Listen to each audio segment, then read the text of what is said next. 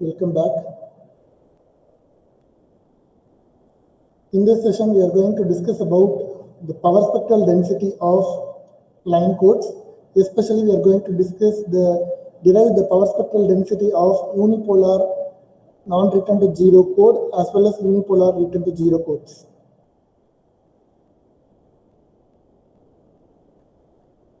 Generally, a line-coded signal can be represented in the time domain by the expression s of t is equal to summation of n is equal to minus infinity to infinity x of n into f of t minus n tb, where x of n is the symbol theta which defines the amplitude level of the line encoding scheme, and f of t is the pulse shaping function, and tb is the bit duration. Let us see one example in which we can consider a binary data 101101. This is binary data. And the symbols, data symbols,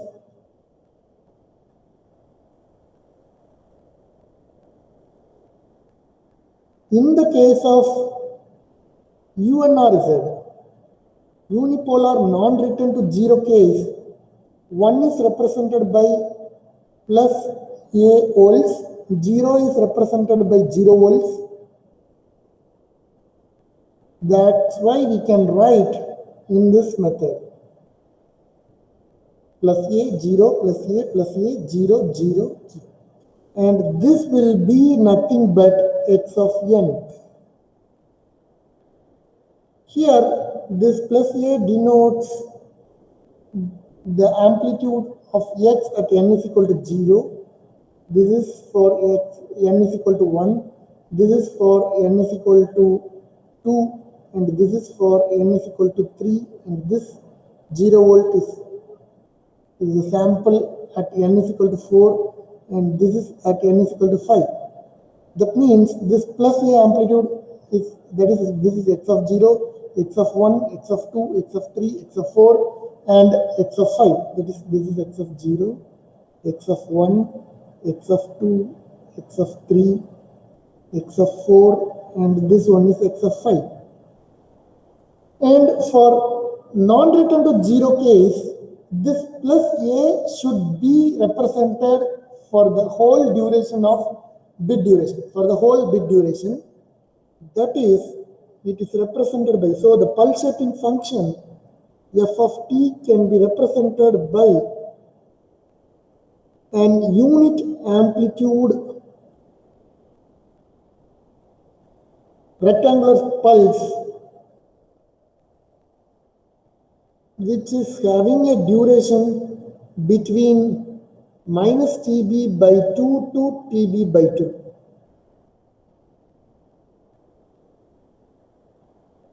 This is for and the time duration of tb, that is tb is the bit duration of one bit digital data, one binary data. This is for the case of non-return to zero signal. For the case of return to zero signaling, the pulse shaping function f of t is represented by an unity function between minus tb by 2 to 0, and the remaining half of the bit duration, that is from 0 to tb by 2, it is having 0 amplitude. Which means if this unity function 1, unity rectangular function 1 is multiplied with this plus A, then it is representing the amplitude A for the represented duration in the case of non-return to 0 and return to 0. Now, we are going to represent the unipolar non-return to zero. We are going to represent unipolar non-return to zero encoding scheme. For the very first time, we can represent x of 0 into f of t. That means if you expand this equation, here it is from minus infinity to infinity, so it can be represented as many functions before to n is equal to 0, and here I am going to only represent from n is equal to 0 and after n is equal to 0.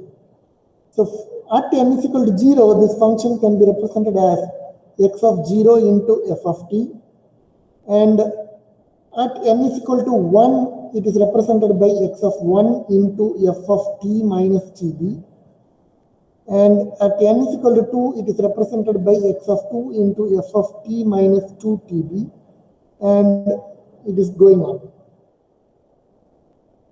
Now I am going to draw x of 0 into f of t. F of t is represented having the unit amplitude between minus tb by 2, tb by 2, and x of 0 is plus a. So it is represented by plus a for minus tb by 2 to tb by 2.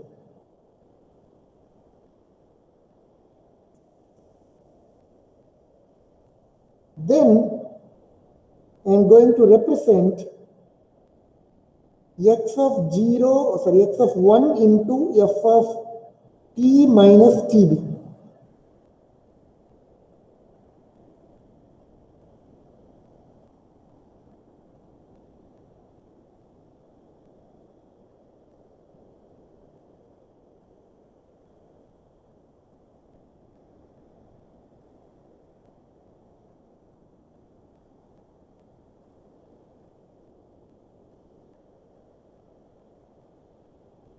So f of t is represented like this. F of t minus tb is having unity value tb by 2 to 3 tb by 2.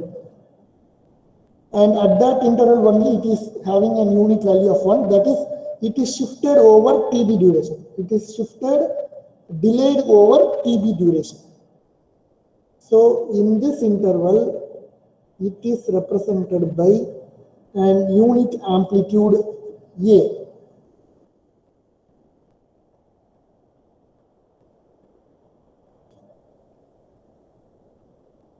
Sorry,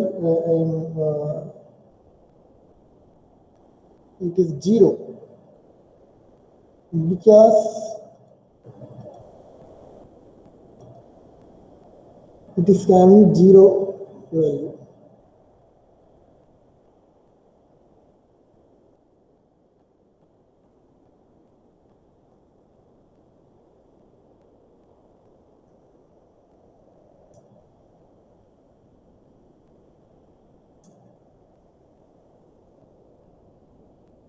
It is having 0 volts in this duration, and the remaining obviously it is 0. Here also it is, the remaining is obviously 0. Then I am going to draw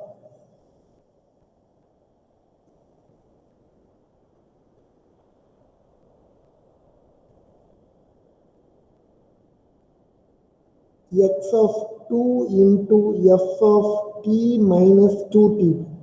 That is, f of t is shifted and delayed by 2 times of the bit duration. So it will having the unity value from 3 tb by 2 to 5 tb by 2. And it is multiplied by x of 2, that is x of 2 is having positive value plus a, so it is represented by plus a volts, and the remaining amplitudes are represented by 0. Similarly, x of 3 is multiplied by f of t minus 3 tb, and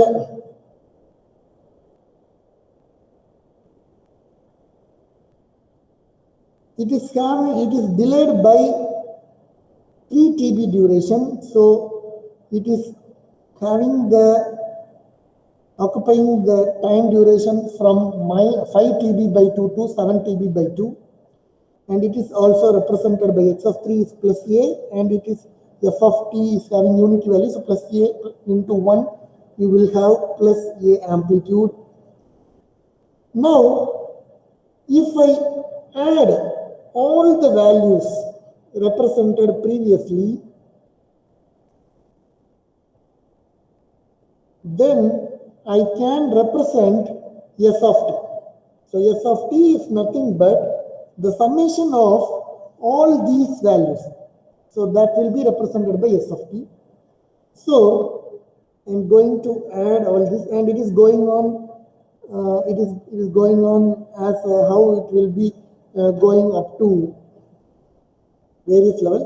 So here from minus TB by 2 TB by 2, this first function is having plus amplitude level. All the remaining values are 0. So it is represented by plus a. And for the remaining TB by 2 to 3 TB by 2, all are having 0 values. Then 3 TB by 2 to 5 TB by 2, it is 0, it is 0, it is plus a. So 0 plus 0 plus a plus 0, again you will have plus a.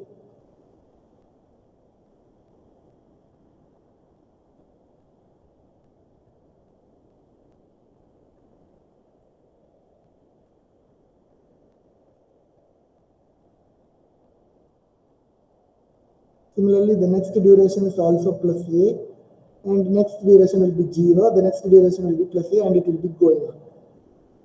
And this represents unipolar non-return to 0 encoding.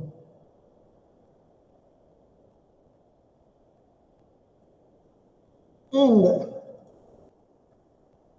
in time domain, this expression is representing the time domain convolution sum of x and f.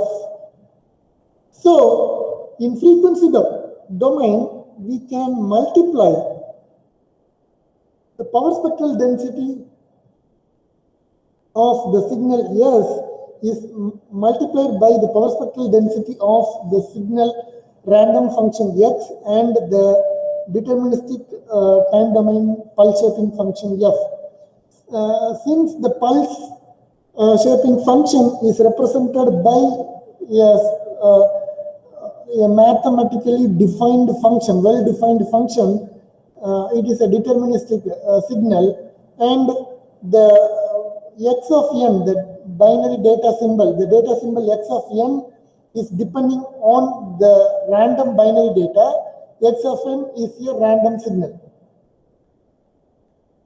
and x of n is a discrete time random signal, and f of t is a continuous time deterministic signal. So the power spectral density of the entire line coded signal is nothing but the product of the power spectral density of the random data symbol, discretized data symbols, and the power spectral density of the deterministic continuous time pulse shaping function. So first let us discuss about the power spectral density of the continuous time deterministic pulse shaping function. Generally, the power spectral density of the deterministic signal is represented by the average energy of the signal in the frequency domain, and this is the direct method of evaluating the power spectral density. Here the f of f is represented by an expression limit b tends to infinity modulus of f of f, absolute value of the Fourier transform, the squared absolute value of the Fourier transform over TB, where f of f is the Fourier transform of the pulse shaping function f of t. As we already know, the pulse shaping function of a non-return to zero is extending having the unity value for the whole bit duration, whereas in the pulse shaping function for the return to zero line encoding scheme is represented only for the half the bit duration, and the remaining half of the bit duration is represented by no pulse or 0 volts. Now we are going to determine the Fourier transform of these two pulse shaping functions. In this first case, f of t is having the unity value for minus tb by 2 to tb by 2. In the second case, it is having the unity value of between minus tb by 2 to 0 alone. And that's why the Fourier transform of f of t in the case of non-return to zero signaling is extended. That is, the limit is extended between minus tb by 2 to tb by 2. In this interval, the f of t is having 1 and the remaining value, the f of t is 0.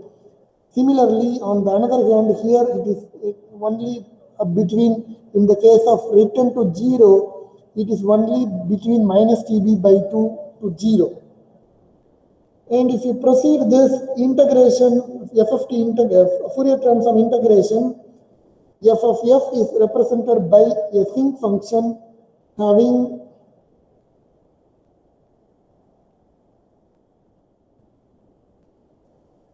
a bandwidth of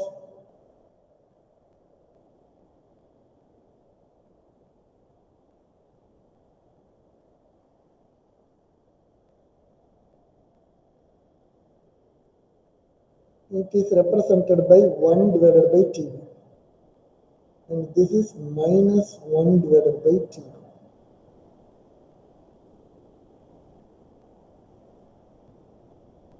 Whereas in the case of return to zero encoding,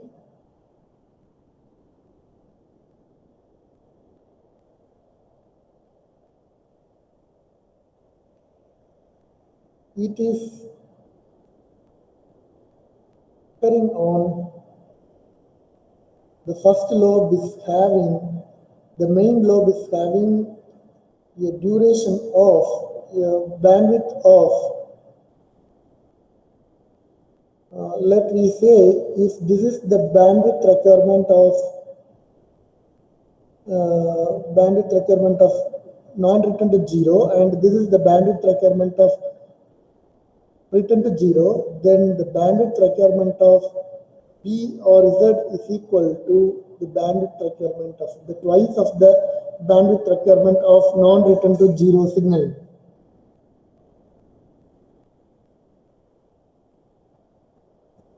That is, as the time occupancy is reduced to half, the frequency occupancy will be twice.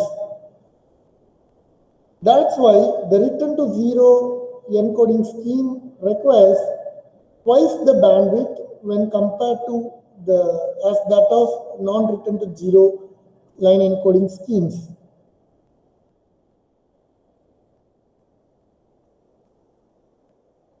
Now let us discuss the power spectral density of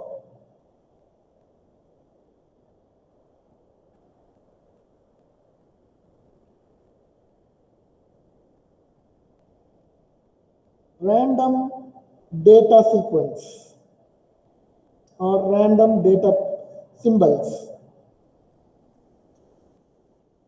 And this signal data sequence x of n depends on the randomized binary data. This x of n is also a random signal. The power spectral density for a random signal is generally determined by the Wiener-Kinczny theorem, which involves two operations. The first operation is to evaluate the autocorrelation of the binary data, the random data sequence x of n, and then taking the Fourier transform of the autocorrelation function.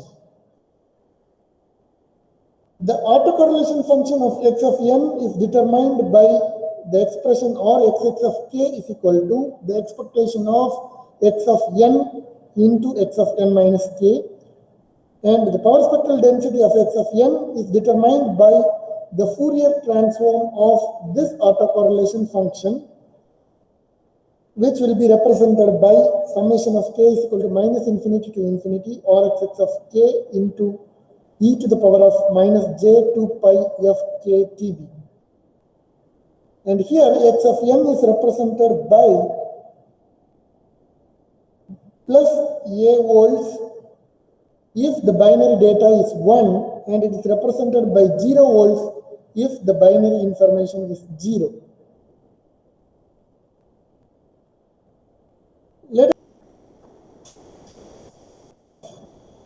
The autocorrelation function Rxx of k is represented by expectation of x of n into x of n minus k. This can also be written as the expectation function can be abbreviated as summation of I is equal to 1 to n xi of n into xi of n minus k into PA, where PA is the probability. PA is the probability. And where n is the total number of occurrence. Capital N is the total number of occurrences. So first, let us discuss the autocorrelation function if k is equal to 0. If you substitute k is equal to 0, that means there may not be any difference in delay in time. That is, we are going to determine the autocorrelation function for the same sequence at the same time. That is xi of n and xi of n. So if xi of n is, there are two possibilities for xi of n. It may be either a or it may be either 0, depending upon the incoming binary data. So xi of n is obviously xi of n minus k is as xi of n minus k is also xi of n. It may be obviously written as the same data. And since there is only two possibilities, so the probability for these two random events are 1 by 2 and 1 by 2. Now the product of xi of n into xi of n minus k into pi is represented by, for the first case it is a into 1 by 2, it is a square by 2, and the second, for the second occurrence 0 into 1 by 2 is 0. So Rxx of 0 is represented by a square plus 2 plus 0, which will be nothing but a square by 2. And if k not equal to 0, xi of n and xi of n minus k may be equal or may not be equal, since we are determining the autocorrelation function for the same sequence but with delayed version. As it is being delayed, we may expect the same sequence may occur or different sequence may occur, so that if xi of n is a, there are two possibilities. If the delayed version may be a or may be 0.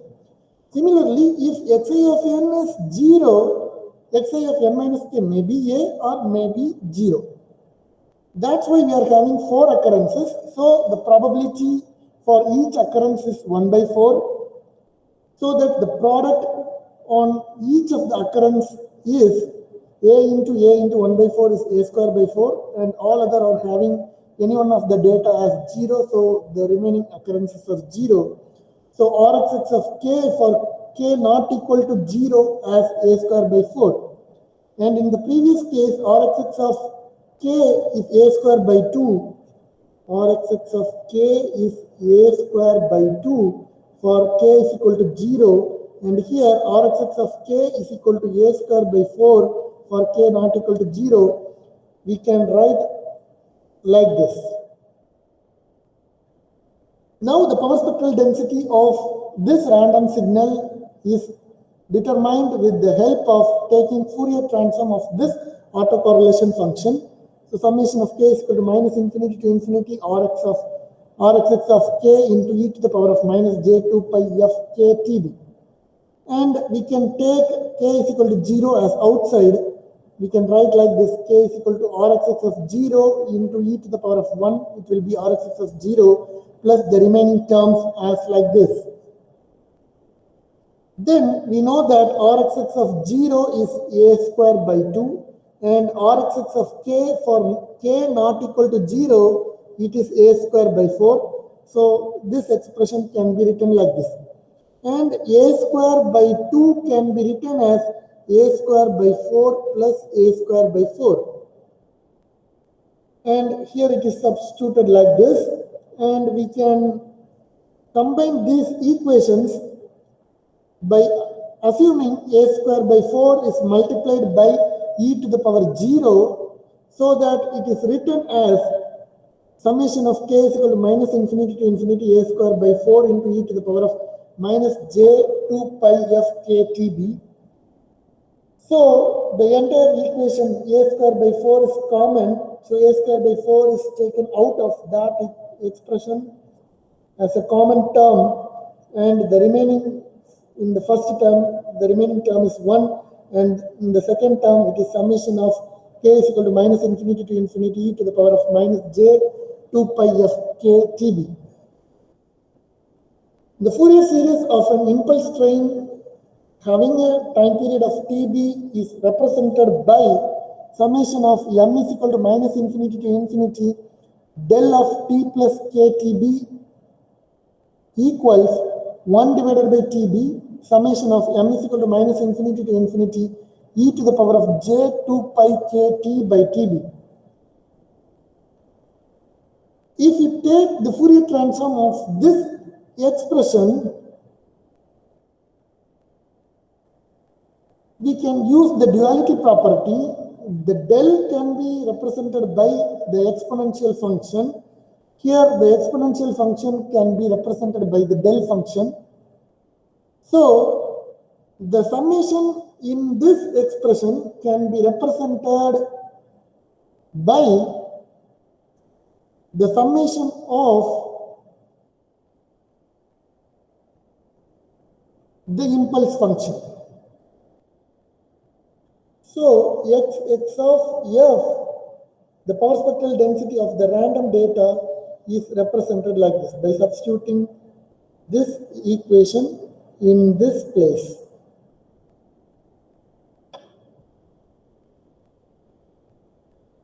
So now the power spectral density of a unipolar non-return to zero line encoded signal is given by the product of the power spectral density of the random data sequence and the power spectral density of the pulse shaping function. And the power spectral, we know that the power spectral density of the pulse shaping function is the average energy in the frequency domain of the pulse shaping function. So we can write like this, and we know that f of f is equal to TB into sinc of pi f TB. So f of f, the whole square is represented by TB square into sinc square of pi f TB. Now it is multiplied with, and if you divide TB here, TB will get cancelled. So this function can be represented by TB into sinc square of pi f TB.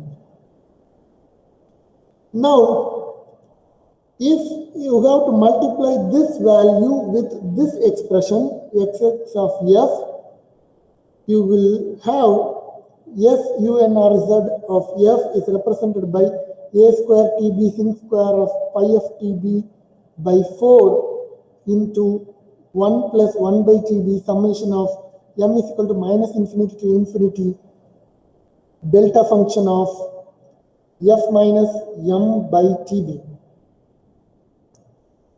If f is equal to m by TB, then sinc square of pi of TB will become sinc square of pi into m, which is nothing but sin pi m divided by pi m, and sin pi m will become 0, so that this spectral density will become 0.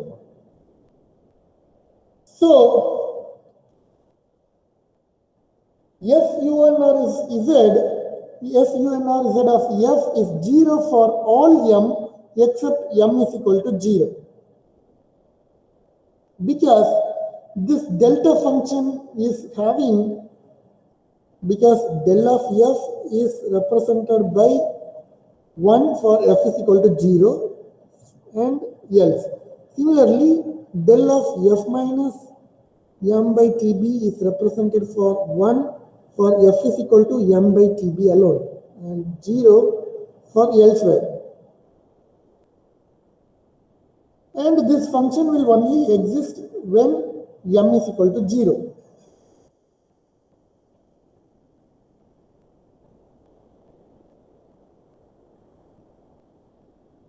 So that this function can be represented only for del of F alone. Because we are substituting M is equal to 0, all this term will be reduced into one term. So, it can be represented as a square TB by 4 sin square pi of TB into 1 plus this whole term is represented by delta function del of F, that is y del of F divided by TB. Hence, it can this function can be graphically represented by this function in which at time t is equal to 0, it is having a direct delta function, and for the remaining term, it is not having that value. So, and it is occupying a bandwidth of 1, this is 1 divided by t, because the data rate R is represented by 1 by TB. Here R is the data rate of the system. Data rate of the system is represented by 1 divided by TB.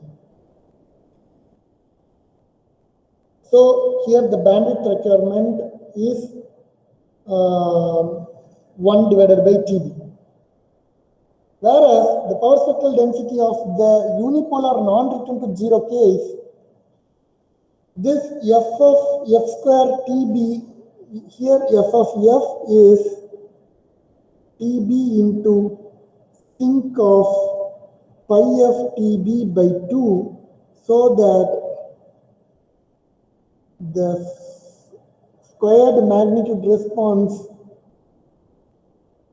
over TB is represented by TB square sinc square of pi of TB divided by 2 in divided by TB. This TB square will get cancelled, so it is represented by TB into sinc square of pi of TB by 2. Even though if you substitute F is equal to M by TB here, the sinc square function will be sinc square of Fm pi m divided by 2, and which may be equal to another value, that is 2 by pi m for different values of m. So that we cannot able to reduce the function again, and the remaining function xs of f is represented here. So we have to multiply this x of f with this f of this function. We can represent like this. So for every 1 by TB duration, it is represented by like this. So here this 1 by R is represented by 2 by TB. So here the data rate is represented by 2 by TB. We can consider this as the data rate requirement of unipolar return to 0, and this data requirement as unipolar non-return to 0. The unipolar return to 0 data rate requires double the time of unipolar non-return to 0, which case in the bandwidth also it requires twice the bandwidth requirement as in the case of unipolar non-return to 0.